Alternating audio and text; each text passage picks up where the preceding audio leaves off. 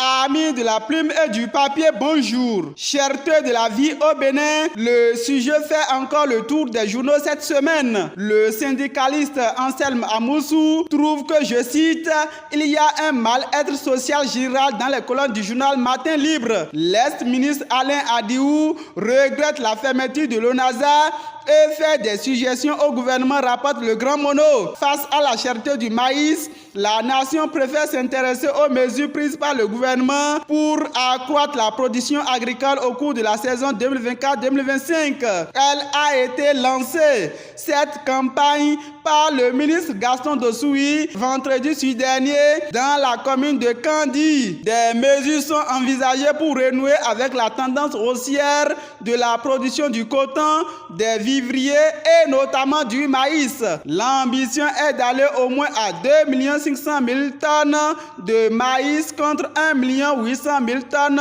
lors de la campagne 2023-2025. Le gouvernement propose les semences hybrides pour l'accessibilité du riz et du maïs, souligne la Nouvelle Tribune. Alors que le gouvernement réfléchit à comment soulager sa population, les étudiantes de l'université de Parakou préfèrent s'adonner à la prostitution pour joindre les deux bouts, fait constater la boussole. Honungbo se fiche des étudiantes et nous informe que face au sujet brillant du Bénin, notamment la grande polémique inquiétante qui suscite le code électoral au Bénin, la conférence épiscopale du Bénin a organisé ce jeudi un colloque. C'est une initiative de l'aumônerie nationale des cadres et personnalités politiques, précise le quotidien. Ce sont des échanges éclairés pour des élections apaisées, écrit le quotidien du service public La Nation. L'Église catholique à l'avant-garde de la paix, souligne la Croix du Bénin. Présidentielle 2026 au Bénin, très confiant, Kami Seba, le panafricaniste, prédit l'échec des partisans de talent. Rapporte Africa Ho. Kami Seba apporte sa caution à l'opposition béninoise, affiche le grand regard. Et parlant de l'opposition, les démocrates voient rouge et lancent les jeudis noirs, écrit le déchaîné du jeudi. Arrestation de l'activiste Rémi Nyambakpo pour avoir appelé à des soulèvements sur les réseaux sociaux. Il a été arrêté, informe les 4 vérités. Il lui est reproché d'avoir partagé des propos controversés à travers des audios sur WhatsApp. Pour la suite de la procédure, l'activiste sera ensuite présenté au procureur de la Criette. Le parti Les démocrates a réagi contre cette arrestation, précise le même journal. Aux dernières nouvelles, il a été libéré ce vendredi. À côté, une escroquerie à la prison civile de Cotonou a attiré l'attention du quotidien de Ménotin. Un détenu estocke une somme de 9 720 000 francs CFA à ses co-détenus. Le potentiel, la tempête, l'Amazone et l'affiche du jour ont suivi le communiqué du ministre de l'Intérieur et de la Sécurité publique ce mercredi 24 avril 2024 relatif au non-port de casque et en fonds éco-intégral à la une. Le prix de la contravention fixée à 10 000 francs passe désormais à 5 000 francs. Déplorant les incidents malheureux entre les agents de la police républicaine et les usagers de la route, l'autorité de tutelle a profité pour rappeler aux fonctionnaires de la police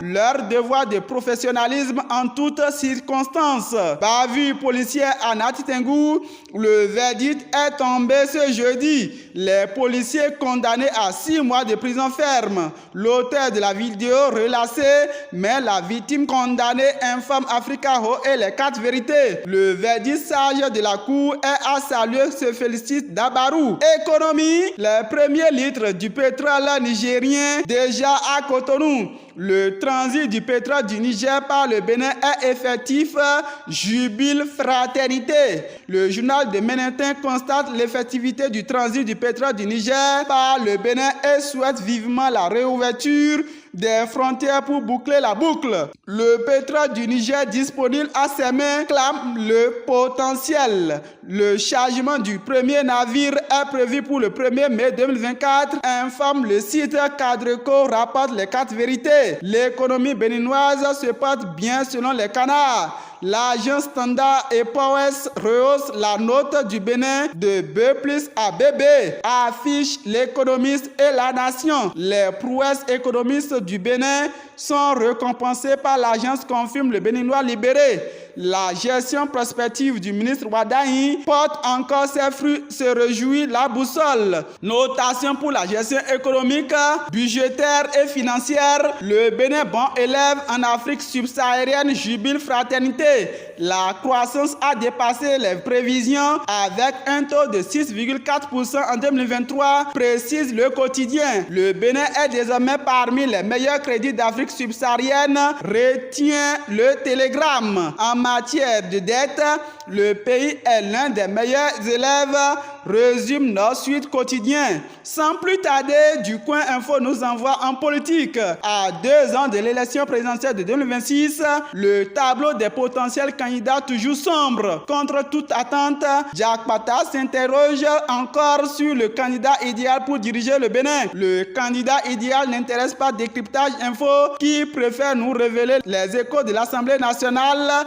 avec le rapport d'activité de Louis Vlavonou qui a été adopté mardi dernier par la majorité des députés. Le premier responsable de l'institution faisait le point de son action entre fin 2023 et ses 3 premiers mois de 2024, placard fraternité. C'est déjà le 3e rapport du président de l'Assemblée nationale enregistre les 4 vérités. Et pour cette fois-ci, 79 députés ont voté pour l'adoption du document, mais les 28 députés du Parti Les Démocrates ont une nouvelle fois voté contre le bilan du président, précise le potentiel. En seulement 6 mois, 20 questions orales ont été traitées, ce qui suggère un contrôle plus accru de l'action gouvernementale, a conclu Dabarou. Pendant qu'il fait bilan élogieux, un député passe aux aveux à la criette. La criette poursuit un député pour blanchiment de capitaux selon l'affiche du jour. Il s'agit de Nestor Noutaï.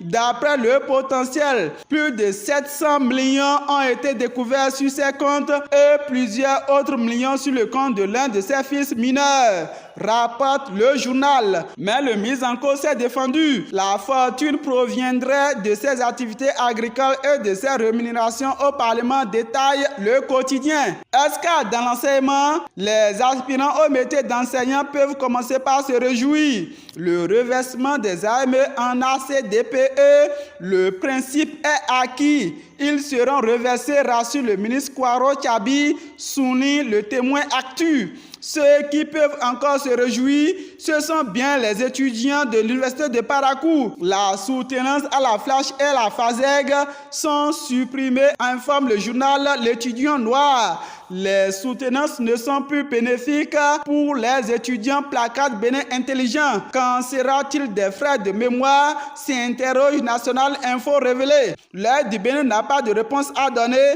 mais porte notre attention sur l'inondation dans les quartiers périphériques de l'UAC. Le journal pense que les étudiants sont sur le chemin de Golgotha. Ils appellent les autorités à la rescousse. Pêle-mêle pour finir, à Alada dans le département de l'Atlantique, une mère de 3 enfants se donne la mort pour l'infidélité présumée de son mari, investigue Africa Ro et Bénin Web TV. On descend de ce tapis avec une statue du déchaîné du jeudi. Bonne à tout faire. Bonne. Madame, c'est vrai que je suis ta servante, mais toi-même occupe-toi des caleçons de ton mari. À la madame de répliquer, tu as payé pour ça aussi, sinon tu dégages. Bonne toute furieuse, dans ce cas, je vais m'occuper aussi du bas-ventre de ton mari pour que le service soit au complet. Merci de m'avoir suivi. Gildas Odjoumani, à dimanche prochain.